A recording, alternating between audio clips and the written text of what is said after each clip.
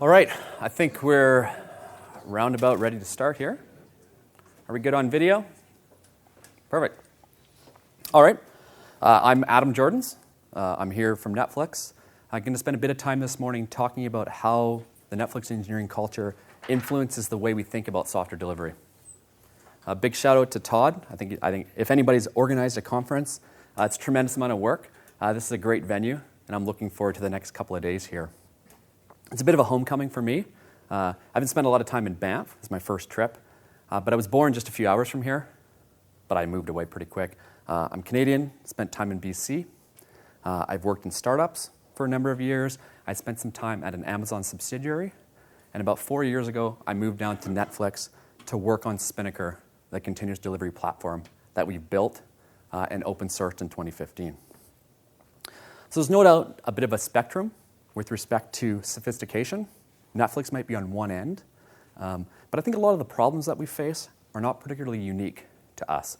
They're things that I've seen in previous companies, and it really boils down to engineers want to deploy on their own frequency. They don't want to have to ask a lot of permissions, and they want it to just work. Safety and reliability is paramount. Out of curiosity, do we have any Netflix customers in the audience? Perfect. I love it. I hope many of you haven't been fortunate enough to see something like this. It does happen. We do fail. And Twitter's always there. Tell us about it. Here's an example from the day I joined Netflix, just about 4 years ago. This one, trust me, I didn't get any code to production that first day, so this most certainly wasn't me. And here's another one. This one's interesting because they actually tell us what they had to do instead of watch Netflix. They had to play Fortnite. They had to play video games because they couldn't watch something on their TV. Now, thousands of times, every second of every minute of every day, people face a choice of where to look for their entertainment. They could go to the movies, go to a sporting event. They could spend time with their family and kids. They could play a video game, or they could watch Netflix. We're just one option. And we call these choices moments of truth. And we're only going to be successful as a business so long as we're able to win these moments of truth. And I'm not going to stand here and pretend that our ability to deliver software thousands of times a day is the only reason we're successful, but it certainly helps. An ability to deliver timely features and bug fixes without worry goes a long way towards building brand loyalty. Those previous tweets, they're examples where we had won. Somebody wanted to watch Netflix, and they pushed that play button, and we let them down.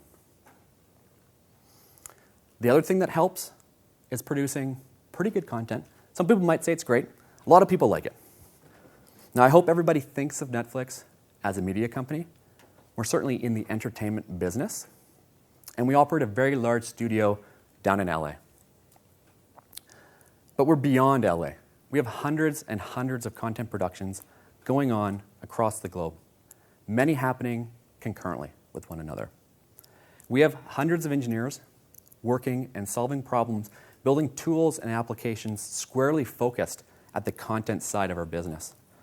This is an industry that's traditionally been paper-based and gut-based. People are making decisions on how to spend money based on intuition and past performance. So we want to leverage that and scale with a lot of technological investment. 2016 was an interesting year for Netflix. We started out on January 1st, available in about 60 countries. Canada, definitely one of them, our first international presence. But a week later, just a week into January, our CEO, Reed Hastings, got up on stage at CES in Vegas and announced to the world, Netflix is going global. Now, the interesting thing was, Netflix wasn't going to be available in 190 countries in 6 months, 3 weeks, or even 3 days. It was instantaneous. And what that meant for us engineers is effectively a configuration change, a dynamic property. It didn't even require a code deployment to allow people to sign up, pay for their service, and consume content around the globe. And growth didn't stop there. When I joined Netflix back in 2014, we had just crossed the 50 million subscriber mark. When Reed made those remarks, We had just passed 70 million. And we had our earnings last week, and we're somewhere north of 135 million subscribers. Now, the pessimists would say, at our global movement, hey, if we had a hard problem, or if we had a hard time delivering a reliable service to people in 60 countries, how are we going to do that for 190? The optimist, it's a challenge. It's a forcing factor. We have to get better at building, delivering, and operating reliable systems. The other thing that helps, strong technology. So many people might think of Netflix as a cloud company born in the cloud, but we've been shipping DVDs for nearly 20 years, and we still ship DVDs. I have colleagues that get the DVDs by mail as well as streaming. And this cloud migration, it wasn't easy. We were early adopters of the cloud. We had to learn what it meant to run multi-region and all the failures that come along with that. And it took a long time. We didn't shut down that last service in the data center until 2016, almost 6 years after we began this journey. And along the way, we realized there's a lot of value in owning the technology stack between the devices that people use to consume content, be it a phone, a set-top box, a TV, a game console, and our control planes in the cloud. There are over 1,000 devices capable of streaming Netflix. Many of these have dedicated applications that provide an interface that allow us to target the unique capabilities of each of these devices. This extends beyond just the capabilities of the device to the encoding. We really aim to deliver an optimal bit rate of our streams, no more and no less, to ensure that these devices, users of these devices, get a great Netflix experience. And we invest very heavily in this. It'd be pretty expensive if we had to ship all of the bits from either a commercial CDN or our presence in AWS. A few years ago, there was a number thrown around that Netflix was somehow responsible for 37% of peak internet traffic. Now, this happens to be a North American number. It's still pretty big. There was a revised study that came out a week or two ago that pegged us at 15% of peak internet traffic globally. Big numbers. YouTube's just slightly behind us at 11 or 12%. And hugely expensive if we had to pay that. Not to mention, when you hit that play button, if you had to pull bits from across the internet, it'd take a while. So early on, we invested in what we call Open Connect. It's a platform at Netflix wherein we'll give content appliances. So we'll give physical boxes to ISPs all around the world. These boxes are remotely manageable, so we need to push updates to them. We need to push content to them. And these ISPs will install them in their data centers. So we're no longer deploying stuff that's strictly in the cloud. We now need to think about how life in the data center works. And what we're really striving towards is that when you hit that play button, you're not pulling content from across the internet. You're going one hop away and hopefully not leaving your ISP network. And that's how we win moments of truth. And we still are relatively small enough that we're able to do this from a single engineering headquarters in Los Gatos, just kind of the southern tip of the Bay Area. So I saw this tweet just the other day, and it kind of really hit home some of the efforts that the team I'm on is focused on. And it's really a notion of the flywheel between increasing safety, increasing speed at which users can take advantage of your tooling, and they'll do pretty awesome stuff on top of it. We've had incredible adoption of nearly all the tools that the central teams at Netflix build, and they're being used in ways that we didn't initially anticipate. A lot of our open source tools, it's great to talk to customers and really understand what it is that they're doing and try and capture some of that innovation and bring it in. So if I really had to offer one suggestion, one kind of takeaway, just get good at delivering software. Centralize that within a team, and if possible, offer it as a service to other engineers in your company. Really avoid that temptation to let everybody kind of figure things out on their own and pave their own road to production. Now, previously, I've talked about a few things that look like deployments. We've got all the microservices that make up our streaming platform. I've lost count of them. There are well over a couple thousand. Not all of them are involved in that like play loop, but they all play some role in that experience. There are also the client devices. The apps on your phones are typically backed by JavaScript. We've got a thin shell on each of the devices, and then they load JavaScript from CDNs. So there's a deployment process around making sure that those things roll out. We do canaries. We capture metrics to know our new device deployments working. And then there's the Open Connect appliances. Updates are being pushed to them all the time, and they need to work. They live in environments that aren't under our control. So those are all things that the team I'm on could tackle. But we didn't try and tackle them all at once. We focused on the biggest problem, the microservice deployments, and that took a couple of years to do a really good job. And then the client teams came to us, and they recognized, hey, you're doing a good job with our service deployments. Can you help us with our client pushes? We said, sure. And then the Open Connect teams, a critically important piece of infrastructure, came to us and said, hey, we'd really like it if you could help us out as well. And of course, we're in the business of saying yes. But in all these cases, we didn't just take on work. We met with these teams. We understood what it was they were doing, what was working well, and what wasn't. And we really just codified what was working well and took it off of their hands and built it into our tooling. Shifted what we call some undifferentiated heavy lifting from these groups into ours. There's a few things that complicate people. We write the code, we make the decisions, and to be honest, we cause a lot of the problems, at least a lot of the technical problems. I think if you looked at a breakdown of outages, a very high percentage of them are related to manual error. And that's something that we're trying to drive out of the system with continued investments in automation. I've been at Netflix for 4 years, and if I look at my tenure, I've been there longer than about 80% of the people.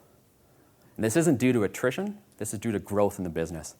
So there's lots of product people, lots of engineers coming with great ideas, but they lack a lot of context of where we've come from. They're unfamiliar with the tooling, with the practices, the problems that we've solved. So how can we disseminate some of this knowledge?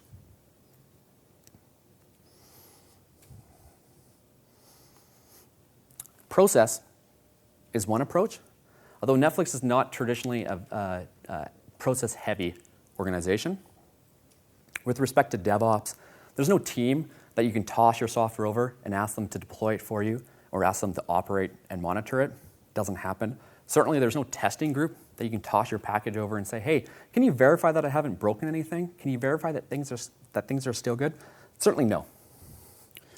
We don't build systems that say no. We don't want to get into the way of our engineers. Specifically, we've been burnt in the past with systems that were overly restrictive. And in a time of crisis, when an operator needed to do a rollback, they couldn't. The system prevented them from doing it. And we try not to find ourselves in that position. Similarly, we want developers to be able to deploy on their own cadence. And we'll build tooling to kind of smooth out some of the edges, but we'll give them the power to do that. What we do care about is a culture of freedom and responsibility. So we hire engineers, intelligent, motivated individuals, and we want to give them the power to solve problems in the way that they see fit. They can choose technology. They can choose implementation patterns. But with those choices come responsibilities. If you choose a new language that isn't widely used at Netflix, you're going to have to do integrations with a lot of the platform tooling. So it's important that you go into those decisions with your eyes wide open. The role of a manager is subtly different at Netflix. Really, you're expected to ensure that your teams have a clear and consistent view of what else is going on in the business, what decisions are being made, are new directions happening, is something like Open Connect coming up on the horizon for us. It's not really, a manager typically doesn't get involved in the technical minutia of an implementation. They don't really look at your breakdowns and ensure that your tasks are happening in a particular order. That's up to the engineers. And just as there's no central DevOps team, you build it, you run it. Everybody who's got a production service at Netflix is responsible for the operations around it. Which means, hey, what does a team look like? Do you have architects, QAs, sysadmins on it? Typical organizations that I've been at previously, we do. We had all these roles. For us, you'd be hard-pressed if you looked across the engineering teams to find somebody who doesn't wear a senior software engineer hat. We're pretty flat with respect to job titles. That doesn't mean you're not expected to think like an architect, like a tester. Those are table stakes. But the important thing is you think like an SRE. You understand what your system will look like in production, how it's going to fail, and what the ramifications of those failures are. What's your blast radius? And teams should be striving to have as shallow of a blast radius as possible. Are they going to impact somebody upstream or downstream? If they are, those teams need to be aware of how to react when your service is down, because you will be down. There's no 100% uptime is a myth. And you need to understand, how are you going to operate your service? Who's going to be responsible? Are you going to get paged? And the typical flow is anybody with a production service, that team just has a paging rotation. So you share that load amongst your team. And the question that really guides us and helps us make decisions is just how do we make the act of deploying pain-free and boring? Boring is important because deployments, production changes, they happen thousands of times a day. Even if they happen a couple of times a day in your company, you don't want there to be a lot of ceremony around it. These are changes that chances are just going to work, and the only people that are going to notice is an end user or a stakeholder that all of a sudden gets some new feature or some bug fix that they've been waiting for. In the event that something goes sideways, we'd really like to have intelligent systems that can detect these regressions. Maybe the metrics start looking a little bit off, and highlight that and alert off of that, but ultimately roll back to a steady state. We're not quite there yet on that, but it is a target of investment. I would attribute Netflix's general ability to move pretty quick without breaking a lot of things to an early investment in centralized teams.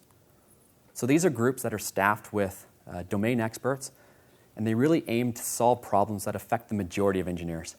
They're not picking and choosing problems that affect small pockets of developers. Here's a small subset of some of the, I'll call them central platform teams.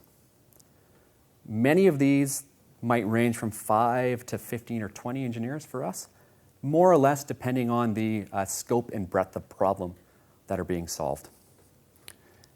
Many, if not all of them, provide self-service tooling. Again, they want to get out of the way of the engineers. I work on the delivery engineering team. I mentioned lots of new product and engineer folks joining the team. We need to do outreach. Any of those centralized teams shown previously, they spend a lot of time engaging with their users, talking about problems. Are we solving things in the best way? If not, then the engineers have the freedom to change it and work through migration paths. We run regular boot camps, so new hires, they go through a kind of orientation boot camp where they get familiar with our tooling. And we also have begun to offer that to existing engineers. Because it took a while, but there's a realization that things change. If you join the company 3, 4, 5, 15 years ago, there's a big spectrum of how long people have been at Netflix. What was current when you joined and went through your boot camp changes. So you're encouraged to kind of go back through things. With respect to tools, here's a small smattering of things that engineers typically work with on a day-to-day basis. Netflix has historically been a JVM-based company. A ton of Jenkins. Most of our builds have been backed by Gradle, and we use an opinionated set of extensions called Nebula, basically a codification of naming conventions and artifact publishing. I work on Spinnaker. It's our continuous delivery platform. It's currently responsible for about 95% of all deployments. And lastly, it would be nothing without an ability to monitor our systems.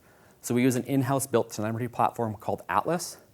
There is a kind of open source a variant of that, but we currently push about 4 billion time series metrics per minute, and this is really the tool or the capability that allow our teams to operate the systems. It's what we use to alert off of, and it's what we use to just generally graph, dashboard, and visualize the health of our systems. We have enough systems of sufficient complexity that people don't just sit around looking at dashboards all day. We have work to do, so we really rely on alerting capabilities and the ability to detect outliers, so systems that are behaving outside of their normal projected curves, and we'll alert off of that as a signal that things are going sideways. And lastly, we do all of this on top of AWS, and have been since we began that initial move to the cloud back in 2010. Since I work on Spinnaker, just a slightly deeper dive into what it is we offer. First and foremost, we offer a control plane into a services or team's infrastructure, regardless of where it lives. It might live in a single account or multiple accounts, a single region or multiple regions. We want to provide a holistic view so that you don't need to jump through multiple tabs or different console views as you would if you had to somehow use or try and use the AWS console directly. And we let you build delivery pipelines that allow you to move and promote code through these environments. These pipelines are based on best practices that we've learned over the years. Spinnaker is multi-cloud, and there are people out in the community using it to push to AWS and GCP or Kubernetes. For us, we use it to push to AWS and Titus. Titus is the Netflix container platform. It was open sourced earlier this year. I'll talk a little bit more about it later. We built it in conjunction with Google, so it has great support for GCP and Kubernetes. It was open sourced back in 2015, and since that time, a fairly robust community has formed around it. There's been a number of meaningful contributions, both around additional cloud providers, but also just general features that weren't there on day one. Forbes did a neat write-up, and just a few weeks ago, we had our second annual Spinnaker Summit, where 300-odd people joined us from around the world up in Seattle to kind of talk about their journey and provide feedback to the core teams. So I do get a few questions typically. What about Ansible? What about configuration management? What do you guys do? So to be honest, we do have some teams that are using some combination of Ansible or Chef or Puppet. They kind of have some flexibility around this. But we do have a very strong preference for immutable infrastructure. We don't want anything to happen on that instance after it boots that could be a source of failure. Meaning we want that system to boot, that instance to boot, and your system to start up without a lot of rigor around having to pull configuration from anywhere central. The main motivation for this is if we're launching hundreds of thousands of instances, and there's a very, very, very small chance of failure, that's going to get magnified, and that's going to impact our ability to autoscale. So any use of Ansible should be pushed closer to the time that the AMI, the Amazon machine image, or the container is produced. So that's what any of our teams that want to go down this path, that's where they should be doing that. Although there's enough hooks in our normal kind of baking infrastructure that a lot of times there's no need for Ansible or Chef or Puppet. The other one, Terraform. Anybody here use Terraform? Perfect. So I think it's great for modeling the non-deployment resources. So things that typically have a different life cycle from code pushes or ASG creation. So things like VPCs, Route 53, they don't change very much for us, certainly. We have central teams that manage all the VPC and networking. Security groups and even load balancers, they don't change very often as well. So a declarative form of modeling those, a big win. Where we see value is kind of in the blending of declarative, so being able to define these things that don't change very often, as well as incorporating with some flexibility where somebody can say, hey, I deploy this new code. I expect this version of code to be running in production, but after you get there, I want you to run these sanity checks. And if those sanity checks fail, I want you to roll back. So that's kind of the model that we're going down. We definitely see declarative in the future at Netflix, and we're just kind of working through what that looks like. So what do we do with all this? We certainly deploy. Back in the early days of this cloud migration, I'd be surprised if we were doing more than a dozen or two changes to our production environment on any given day. When I joined, we were probably hundreds of changes per day, some config, some non-config. Oops. Just a little leap there. But the last couple of years, thousands and thousands and thousands of changes per day.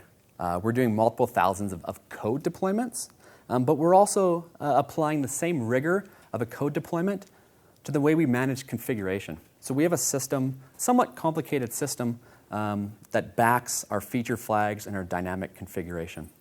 So what this means is people have dials that they can change on the fly at runtime. And traditionally, a lot of these dials were tweaked globally. So you could go in there and you could turn on a feature flag, change a connection pool setting or something, and it would affect every instance and every region of your service. Lots of outages around that. So by pulling some of that into our delivery tooling, we allow teams to provide the same rigor, the same regional rollouts around your configuration as you do to your code deployments. We certainly fail. We monitor how we learn from those failures. So we have incident reviews, and we invest in impactful areas to try and avoid common problems from popping up time and time again, regardless of those problems, if they're caused by a human, a Netflix service, or AWS. Those are all things that our end users, or that impact our end users, and ultimately our teams are responsible. So did I mention we fail? Sometimes we blow up rather dramatically. Sometimes we do it on purpose. Put it in a little box, put a bow on it, and call it a chaos test. Now, I hope that nobody in this room works for a company that can't say, or that could say, hey, if an incident happened today, it'd be less impactful than if it happened 6 months or 2 years ago. We certainly can't say that. We've noticed an increase in our overall service availability as our number of deployments went up. Teams are no longer having to sit on changes as they used to and deploy them in large batches. We've had critical service teams that have moved from bi-weekly deployments to daily deployments with a direct drop in the need to do rollbacks. I'm not sure how many people here have ever kind of dreaded when they're looking at a change set that they're deploying, or they're looking at a deployment and it contains 3 or 4 or 5 days of changes. I know within the Spinnaker team, that's a source of dread. We have to go and ask other people, hey, is it okay to promote this? Should I be worried about it? Because it's code that I didn't author myself. So even for the teams that build Spinnaker, or our team that built Spinnaker, we still aim to push multiple times a day. Basically, as soon as code has been PR'd and made it to master, we'd like that to get on the train and get out to production. So at this point, I'll do a little recap. Seth and Liz, both of Google fame, have talked about pillars of DevOps. We'll just kind of talk about how they relate to Netflix. So this is the idea of common problems being solved by common tools. So moving undifferentiated heavy lifting from these product teams where it's really not in their charter to deal with things like delivery or service RPC or service health. These are problems that should be solved centrally. And we need to offer a paved road, but not one that's set in stone. Over the last couple of years, we've had a number of requests for additional languages, so moving beyond just pure JVM. I'm not sure many people could imagine, but we used to make our JavaScript developers build their Node apps with Gradle. Totally orthogonal to how those teams think and the types of tools that they want to use. So they pushed back, and those central teams are now needing to think about how they can offer their services to all the languages that our users want to use. Now, Netflix has a pretty long relationship with chaos. We learned early on that just running in Amazon makes us susceptible to a certain amount of chaos. Less now than in the early days, but it still happens. We released a tool a number of years ago called Chaos Monkey, which basically tosses random failure at all of our services. So it basically goes around shooting instances outside of your control. Historically, you had to opt in to Chaos Monkey. So teams had to selectively say, yeah, I want to do that. A couple of years ago, it was rewritten with a tighter integration with Spinnaker, but also it changed the model to opt out.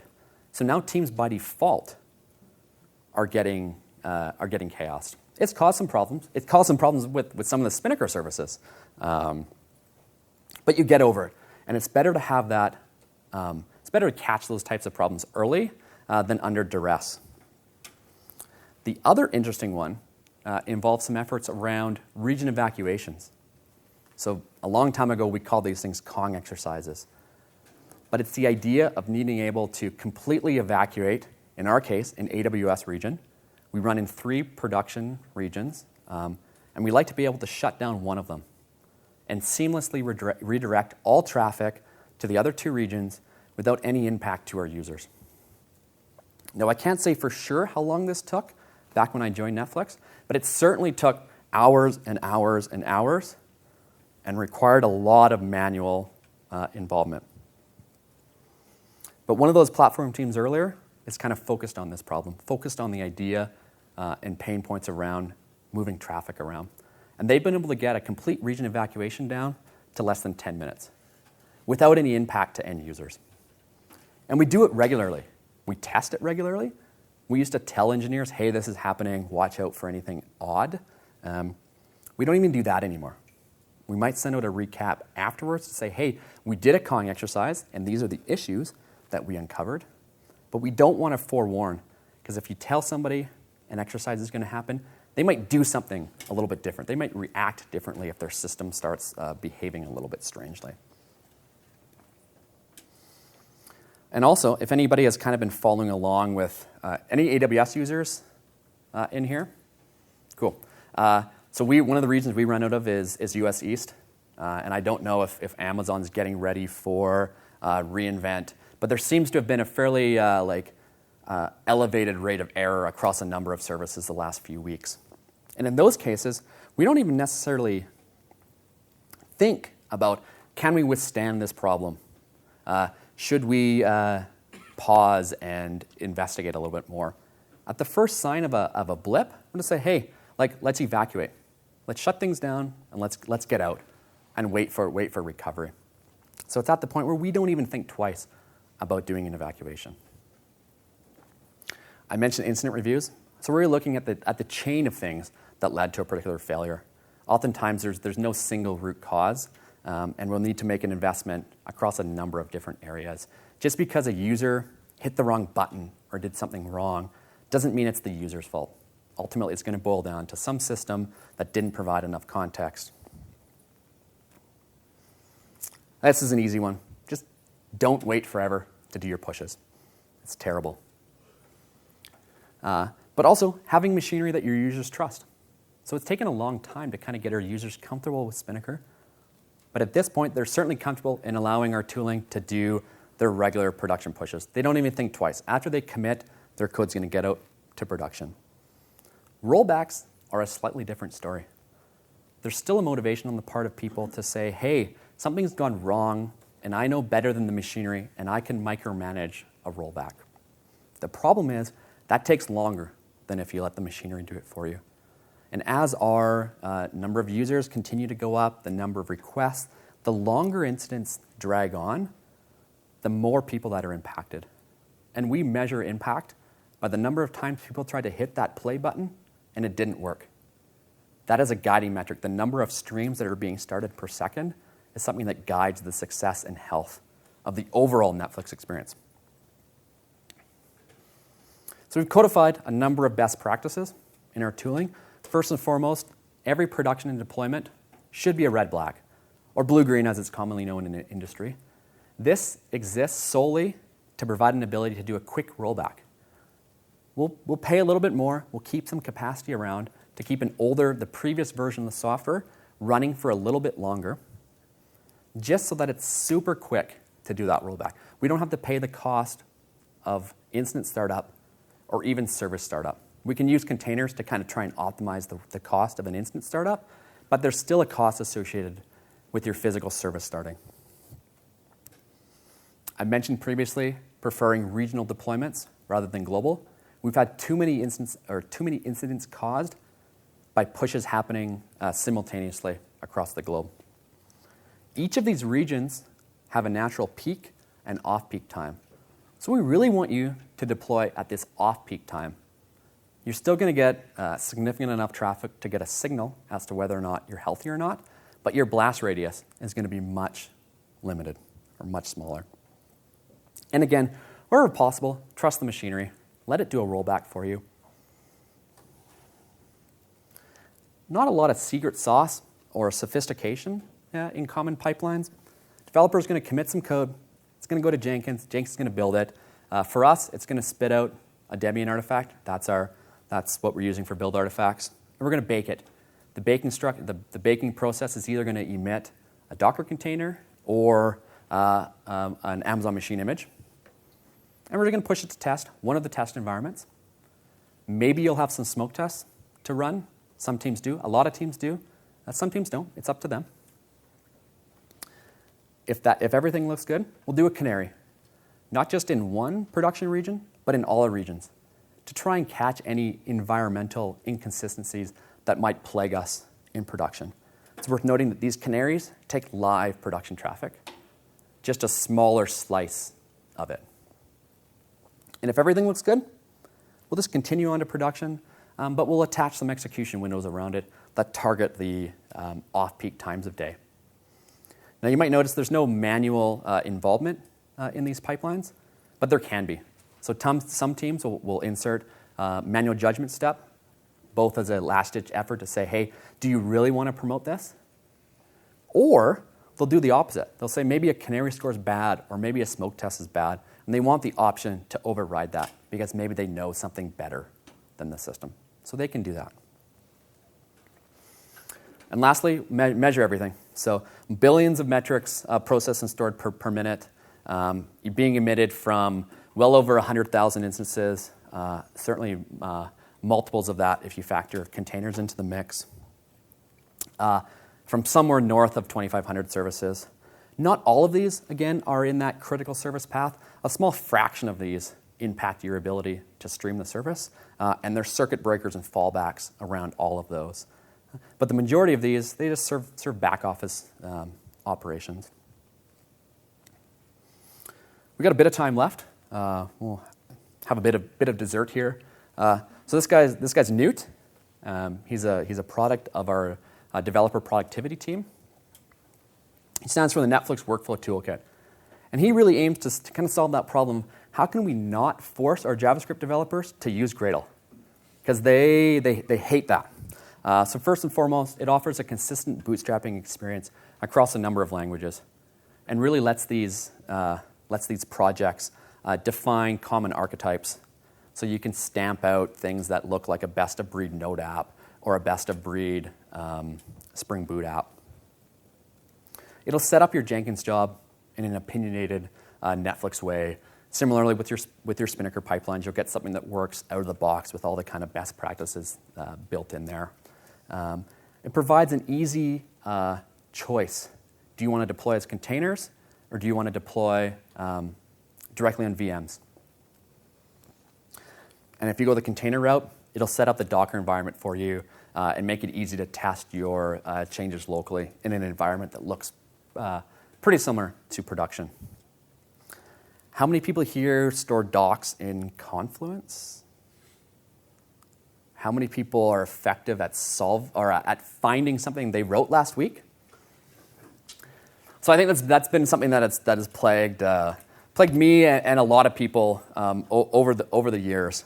I think the Atlassian people do great work, but Confluence just seems like a difficult tool to find stuff in. So Newt just offers a simple alternative where you can source your documentation next to your code, and it'll aggregate all the services that are using it into a kind of a common UI. Works pretty nice. It's not as rich as say Confluence or a dedicated documentation tool, but it fits our job, and the developers prefer it over the alternatives. I'm sure everybody has seen this guy before. Jenkins still is a workhorse at Netflix. The vast majority of all of our build artifacts ultimately spawn from a Jenkins job. All the smoke tests, or the majority of the smoke tests, are all run through Jenkins.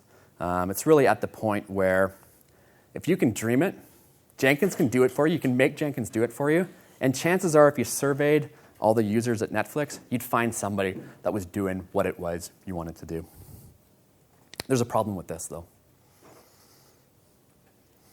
Jenkins, or at least, although we have a centralized team that manages the Jenkins infrastructure for engineers or for your team, the SLA behind it is not as high as our production services. So does it make sense to have Jenkins calls in your deployment pipeline? What if you need to get a critical fix out on Saturday? Is there somebody you can call? Are they going to pick up? And are they going to do something for you? Yes or no? So what's the alternative? This is Titus. He's the container runtime at Netflix. We've been working on Titus for almost as long as Spinnaker, about 4 years. It's implemented as a Mesos framework. And the interesting thing is, for Netflix developers, is it offers up a very tight integration with native AWS types, meaning you'll launch containers on Titus, you'll use ENIs to get directly accessible IP addresses, you'll use security groups, you can register in ELBs or ALBs, you can use IAM roles. So the delta to shift from running your service on a VM to containers is greatly reduced with Titus. It predates, just to kind of nip it in the bud, it predates the open sourcing of Kubernetes. So there wasn't really a lot of alternatives when this came about. But it really, and the other thing, as we're talking about the migration away from Jenkins, is Titus powers critical aspects of Netflix. So depending on your device, when you're hitting that play button or you're browsing the site, that load is being surfaced by containers running on Titus.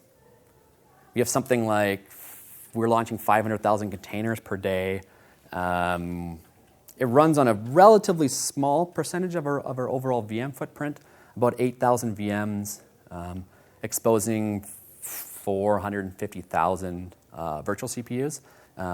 But it's servicing a lot of machine learning, model calculations, a lot of batch load, and it's getting more and more into the streaming path.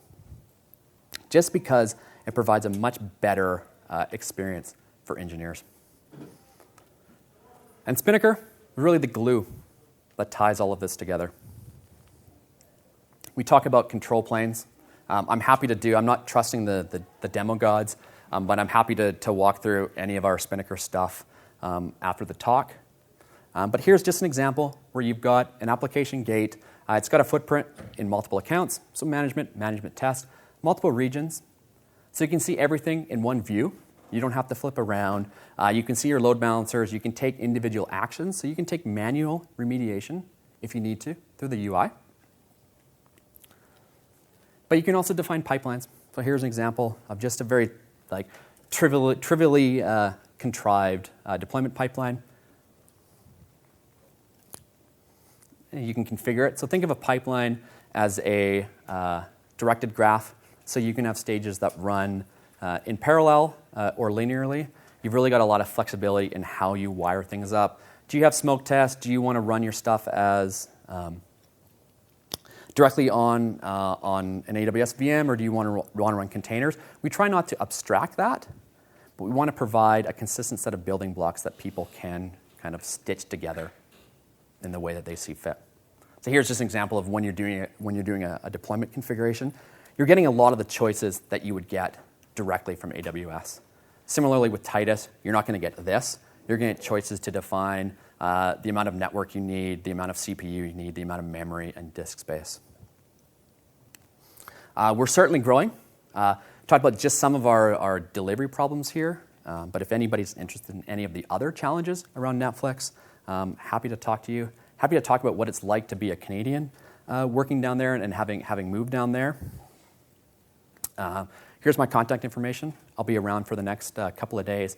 There might be some GitHub stickers there. A few members of the team did a report on continuous delivery with O'Reilly. So I've got a number of copies of that. You're free to take them. I'll put them on the back corner there. And we've got a few minutes here for questions.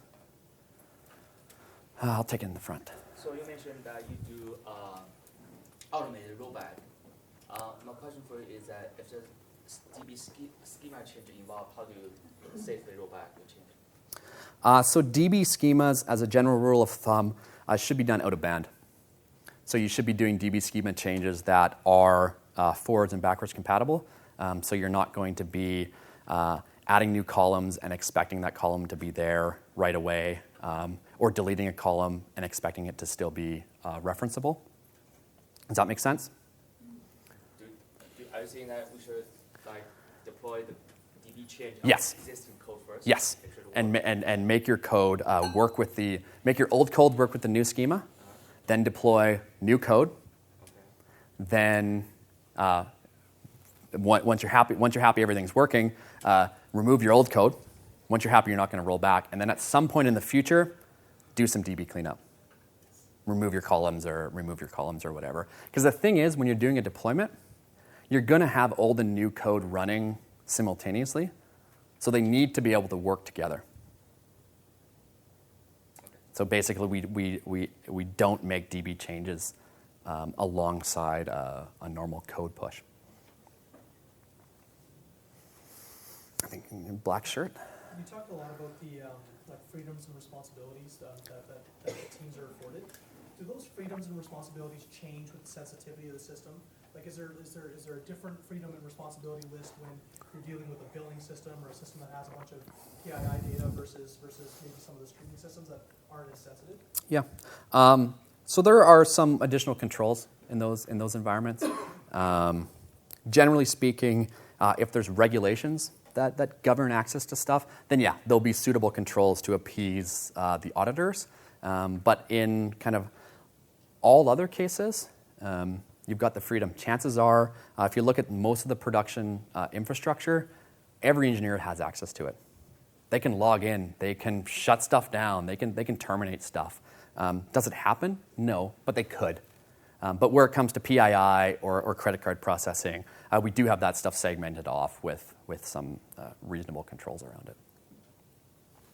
Oh. Yeah, so earlier you talked about the immutability of containers, so when you deploy something, so how do you do secrets management? Things like DB credentials, all that kind of stuff. If you're predating it into the config of the container you're deploying, then kind of any breach into that container could expose those secrets to. So generally speaking, if there's a breach of your physical instance, you're on the way to losing the battle. We do have secrets and certificate distribution system internally that we call Metatron. I think there's a few talks around that by other Netflixers. It hinges on us assigning a cryptographic identity to each instance. So there's an identity for each instance that allows them to decrypt secrets and effectively store them in memory. In previous lifetimes, we had something similar where you basically would avoid certainly storing anything on disk on your services, but just make sure that there's an identity that allows you to decrypt your secrets. We don't use Vault, but Vault would be a suitable alternative. They're doing good work in this space. How do your mobile applications fit in your So the mobile applications, they are like say the iOS applications. They're in that 5% that aren't managed through Spinnaker, except for the JavaScript assets that actually make up a lot of the UIs on things that aren't iOS. So the things that can offer up a lightweight shell. So TVs, like TVs, we just have a lightweight shell that doesn't get revved very often. That just downloads a JavaScript app. The JavaScript apps are all run through Spinnaker. And we have hook points to deploy to CDNs and adjust properties so that we can do percentage weightings to users to see do they get the new code, do they get the old code, and do canaries around that. iOS is a different mix, and I can't really comment too much about iOS. Yeah. What do you? Yeah, so like in the environment, talking about like a lot of freedom and a lot of continuous practices, how do you kind of manage, I don't know, like feature planning and like WIP kind of stuff? Have you got all this like interrupt work, like monitoring stuff, maintaining schema, changes over time? Yeah. That kind of lingering. I mean, for our team, that is actually a problem as a centralized team because we can get interrupted a lot. So I don't think there's a great solution to that. We just need to, as engineers, be able to effectively prioritize. Because oftentimes your manager isn't going to say, hey, have you effectively prioritized all your work? It's really up to you to understand what are the pressing concerns and what have you promised to deliver and what has come up in flight. At the end of the day, reliability of the overall Netflix experience trumps everything else. So if there's a critical issue happening or an area that you can provide a solution for, that carries more weight than other feature development. I think there was a question over here. Can you continue watching always be the first row?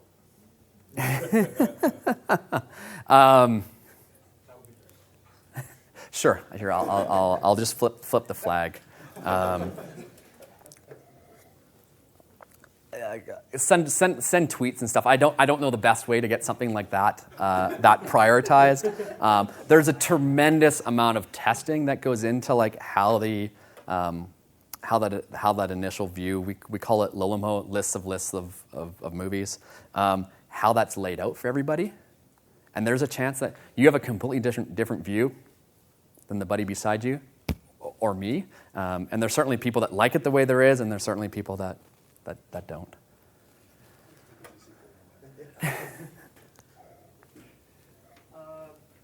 You mentioned, so for tamper detection, is that something you guys handle through like Atlas or monitoring, or do you do something else for that? What do you mean by tamper detection? So say somebody's like intruding into one of your services or boxes or something like that, something that is immutable. Do you do any detection for that? And if so, how do you go about that? So security does have tooling installed on the bastions that grant access to everybody to try and do anomaly detection. So there's systems in place that will highlight users that are doing things that they typically don't do. So there's some learning that goes into that. There's also analysis of metrics to look for abnormalities. So if you're on an instance and hypothetically, maybe you're trying to talk to some system that you shouldn't normally talk to, but a security group allows ingress. There's the potential for that being highlighted on some of the systems. At the back.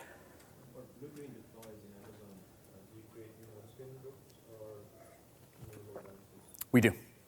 Everything we deploy sits within an ASG, and we're always creating new ASGs with new launch configs. Pardon me? Yes. It's worth mentioning, like, as far as load balancers go, we don't use a tremendous amount of load balancers. Certainly classic ELBs. We greatly prefer doing client-side load balancing with our service discovery framework. Although we have started to use more ALBs and NLBs, and ASGs and target groups you're just reattached to the same target group, which basically drives home the issue where you're going to have old and new code running side by side because they're going to be in the same ELB.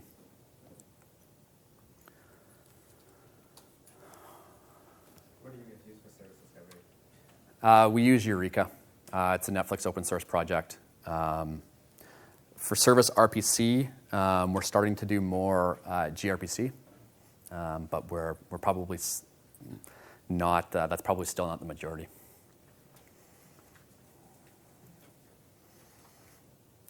Any other questions? Oh, at the back. What was the biggest failure you had to deal with? Oh, I don't know. The biggest failure? I mean, there's been some ones where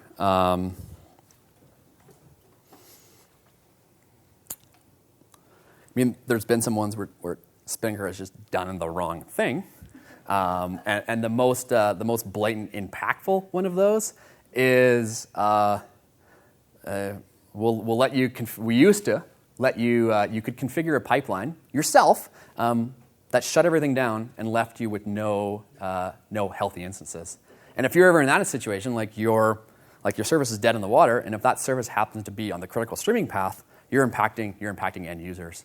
So it's an interesting. One of the reasons why I joined this particular team at Netflix is I wanted to get experience with how everybody else at Netflix kind of does their job. And the best way to do that is cause a problem with their service. You'll learn all kinds of the intricacies about how they do their job. So we certainly have caused failures in deployments that cause the inability for somebody to use the play button.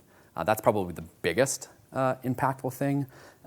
With respect to Netflix as overall, there's been some interesting outages or oddities around maybe content being released prematurely due to some of these dynamic feature flags that can be changed ad hocly. So lots of kind of interesting things that aren't necessarily outages, that things that our users like when House of Cards, back when House of Cards was a thing, it was released, season 4 was released prematurely about a week early by accident. Users liked it, but we didn't. So does anybody lose their job over mistakes like that? Like how does that cultural aspect of Netflix, do they go on review, do they get moved to a new team? No. Failure happens. You can't avoid failure at all costs, but they're learning experiences. So we'll hold incident reviews, and nowadays there's 2 classes of an incident review. There's reviews for things that directly affected the streaming experience, and that's a certain classification of errors. And then there's ones that you could call a near miss. They didn't affect the streaming path, but they affected something tangential to it that maybe could have been a bigger problem. So we'll discuss all of those. We do practice blameless postmortems, so you're not getting hauled in front of a group and dragged through the coals on why did you do this? Why did you click the button? Why did that doesn't happen? But you will be challenged. You will say hey, what was the motivation? What was your thinking? What did you expect the system to do? Or what was the system programmed to do? And is that really the right thing now? And we're more than happy and prepared to make investments around these things. It's not a certain thing was codified one way, and that's the way it's going to be forever if it turns out that that's causing problems. So I don't think anybody's going to get fired for doing the wrong thing. Chances are it's not their fault.